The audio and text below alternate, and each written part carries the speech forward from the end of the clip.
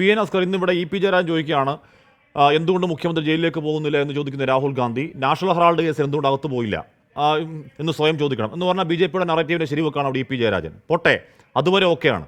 അതുവരെ ഓക്കെയാണെന്ന് ചോദിച്ചാൽ അതുവരെ രാഷ്ട്രീയമായെങ്കിലും ഓക്കെയാണ്. എന്താണ് തെറിക്കുത്തരം മുറിപ്പത്തൽ എന്ന അർത്ഥത്തിൽ.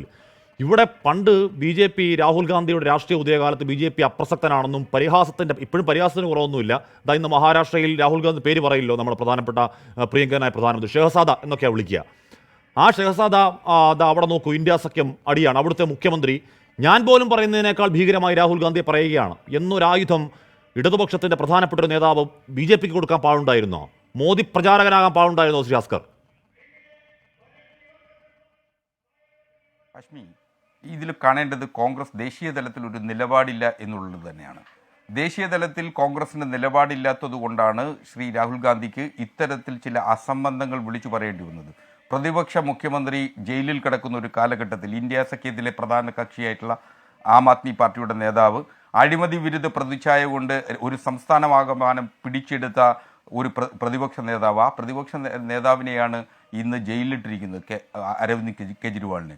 സ്വാഭാവികമായും അവിടെ ദേശീയ ഏജൻസികൾ നടത്തുന്ന കള്ളക്കളികളെക്കുറിച്ച് വ്യാപകമായി പ്രതിഷേധം രേഖപ്പെടുത്തുന്ന ഇന്ത്യ മുന്നണി, ആ മുന്നണിയുടെ ഏറ്റവും പ്രധാനപ്പെട്ട സമുന്നത നേതാവിൻ്റെ ഭാഗത്തു നിന്ന് എന്തുകൊണ്ട് കേരളത്തിലെ മുഖ്യമന്ത്രിയെ അറസ്റ്റ് ചെയ്യുന്നില്ല, ജയിലിലിടുന്നില്ല എന്ന് ചോദിച്ചാൽ അതിന് മറുപടി പറയേണ്ട ഉത്തരവാദിത്വം കേരളത്തിന്റെ മുഖ്യമന്ത്രി നേതാക്കന്മാർക്കില്ലേ? അതിന് പൊളിറ്റിക്കൽ മറുപടി പറയണ്ടേ?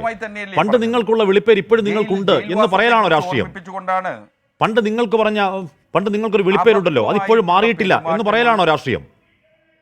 അത് ബി ജെ പി സൈബർ ഹാൻഡിലുകൾ അടിച്ചിറക്കി ഉണ്ടാക്കി വളരെ പ്രചണ്ഡമായി പ്രചരിപ്പിച്ച രാഹുൽ ഗാന്ധിയെ നിഷ്പ്രഭനാക്കാൻ നടത്തിയ ഒരു വാചകം എടുത്തുന്നയിക്കലാണോ രാഷ്ട്രീയം? അത് മോദി പറയുകയാണെന്നും മഹാരാഷ്ട്രയിൽ നമ്മുടെ കേരള മുഖ്യമന്ത്രി ഉദ്ധരിച്ചുകൊണ്ട്. 2014 കാലത്തിൽ ബി ജെ പിയും മോദിയും അമിത്ഷായും ഒക്കെ പ്രചരിപ്പിച്ച ഒരു വാക്ക് തന്നെയാണ് പപ്പു എന്ന് പറയുന്നത്. സ്വാഭാവികമായും അതിനോടൊപ്പം നിൽക്കുന്ന ആ ഏതു സാഹചര്യത്തിലും ഒരു അപക്വമായ പെരുമാറ്റം ആ നേതാവിൽ നിന്ന് വന്നാൽ അദ്ദേഹത്തിന് രാഷ്ട്രീയമായി ഔന്നിത്യം ഉണ്ടായിട്ടില്ല എന്ന് വിമർശിച്ചാൽ പഴയ വിളിപ്പേര് എന്ന് പറഞ്ഞുപോയാൽ ഇതൊക്കെ പറഞ്ഞാൽ ഉടനെ അമിത്ഷാ പറഞ്ഞതിനെ ആശ്രയിക്കുകയാണോ? അങ്ങനല്ലല്ലോ. ഇതൊക്കെ പറഞ്ഞാൽ ഇതൊക്കെ പ്രശ്നം രാഷ്ട്രീയമായി പ്രശ്നം ഉണ്ടായാൽ ഉടനെ അമിത്ഷാ പറഞ്ഞതിനെ ഞാൻ കടമെടുക്കുകയാണോ? ഇടതുപക്ഷത്തിന്റെ സമുന്നതനായ മുഖ്യമന്ത്രി സാർ, ഇടതുപക്ഷ രാഷ്ട്രീയമൊന്നുമില്ലേ? അമിത്ഷാ അല്ല, ഞങ്ങൾ ഉയർത്തുന്ന രാഷ്ട്രീയം, ഞങ്ങൾ വിളിച്ചു പറഞ്ഞിട്ടുള്ള രാഷ്ട്രീയം, ഞങ്ങൾ പ്രവർത്തിക്കുന്ന രാഷ്ട്രീയത്തിന്റെ നിലപാടുകളും ആ നിലപാടുകൾ ദൃഢമുറ്റതായതുകൊണ്ടാണ് ഞങ്ങൾക്കത് പറയേണ്ടി വന്നത്. ഞങ്ങളെ കൊണ്ട് പറയിച്ചതല്ലേ, വടി കൊടുത്ത് അടി വാങ്ങിയതല്ലേ. അപ്പോ അത് എന്തുകൊണ്ട് ശ്രീ രാഹുൽ ഗാന്ധിയെ പറയാൻ പാടില്ലാത്ത വടി കൊടുത്ത് ആർക്ക് അടി വാങ്ങിക്കൊടുത്തു എന്നാണ് പിണറായി? വടി കൊടുത്ത് ആർക്കാണ് അടി വാങ്ങിക്കൊടുത്തത്? വടി കൊടുത്ത് അടി വാങ്ങിക്കൊടുത്തത് ഈ ഒന്നാം ഘട്ടത്തിൽ തമിഴ്നാട്ടിലടക്കം പല സർവേകളും പറയുന്നത്, അല്ലെങ്കിൽ പ്രതിപക്ഷ നേതാക്കൾ പറയുന്നത്, അവിടെ ഇന്ത്യ സഖ്യത്തിന് വലിയ മുന്നേറ്റമുണ്ടെന്നാണ്. അങ്ങനെ മുന്നേറി നിൽക്കുന്ന ഹിന്ദുത്വ ബ്രിഗേഡിന് എതിർ നിൽക്കുന്ന എതിർ ശക്തികൾക്ക് നല്ല ഒന്നാം തരം വടിയാണ് നമ്മുടെ മുഖ്യമന്ത്രി നല്ല വെട്ടിക്കൊടുത്തത് ആ സഖ്യത്തെ അടിക്കാൻ. എന്നിട്ട് ആ സഖ്യത്തിലുണ്ടെന്ന് പേരും.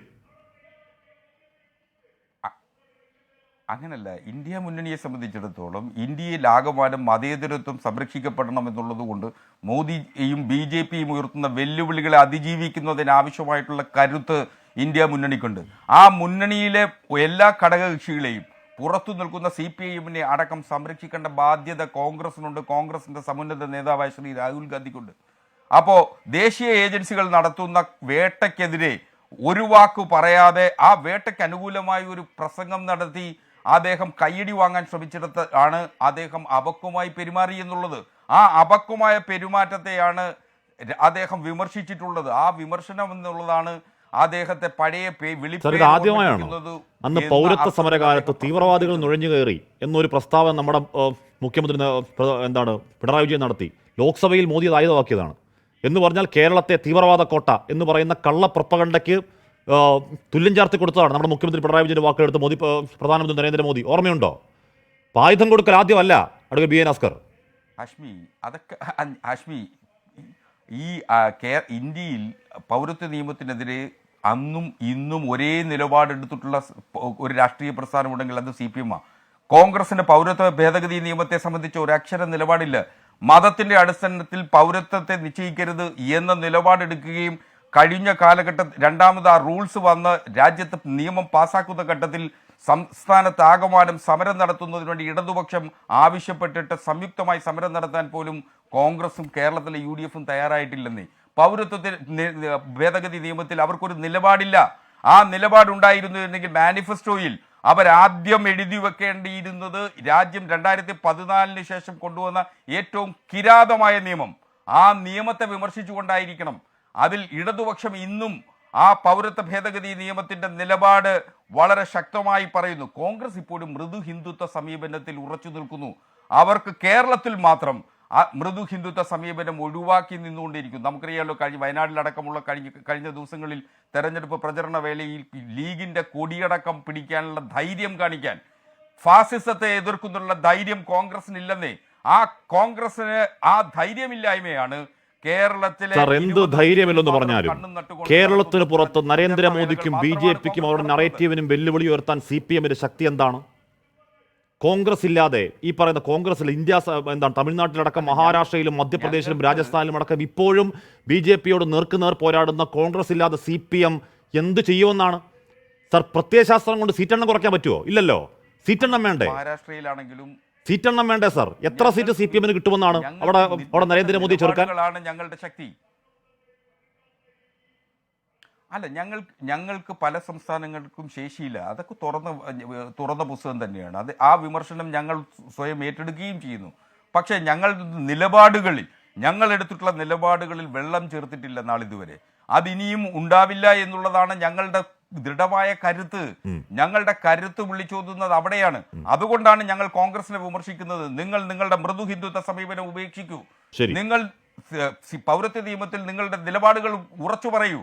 അതിനു പകരം എവിടെയെങ്കിലും ഈ ജോഡോ യാത്രയുടെ അടക്കം ഘട്ടങ്ങളിൽ ശ്രീ രാഹുൽ ഗാന്ധി എവിടെയെങ്കിലും പൗരത്വ നിയമത്തെ വിമർശിച്ചുകൊണ്ട് ഒരു വാക്കു മിണ്ടിയിട്ടുണ്ടോ? മാത്രമല്ല, ഇപ്പോഴെങ്കിലും അദ്ദേഹത്തിന്റെ പ്രസംഗങ്ങളിൽ എവിടെയെങ്കിലും പൗരത്വ നിയമത്തെ കുറിച്ചൊന്നും പറയുന്നുണ്ടോ? ഏക സിവിൽ കോഡ് വരും എന്നുള്ളതിനെ സംബന്ധിച്ച് ആ ആശങ്കയെങ്കിലും ജനങ്ങൾക്കിടയിൽ പങ്കുവെക്കാൻ ശ്രീ രാഹുൽ ഗാന്ധി തയ്യാറായിട്ടുണ്ടോ? ഇതൊക്കെ ചോദിക്കുമ്പോൾ കാര്യമില്ല. പക്ഷേ ഇതൊക്കെ ചോദിക്കണം, അതൊക്കെ രാഷ്ട്രീയമാണ്. അതൊക്കെ ചോദിക്കണം, അതൊക്കെ രാഷ്ട്രീയമാണ്. പക്ഷേ പണ്ട് ഷാ വിളിച്ച പേര്, അത് വീണ്ടും ഷായെ ഓർമ്മിപ്പിക്കൽ രാഷ്ട്രീയമല്ല, രാഷ്ട്രീയമാണ്. ശ്രീ അഡ്വക്കേറ്റ് ഭാസ്കർ, ഞാൻ അങ്ങനെയൊക്കെ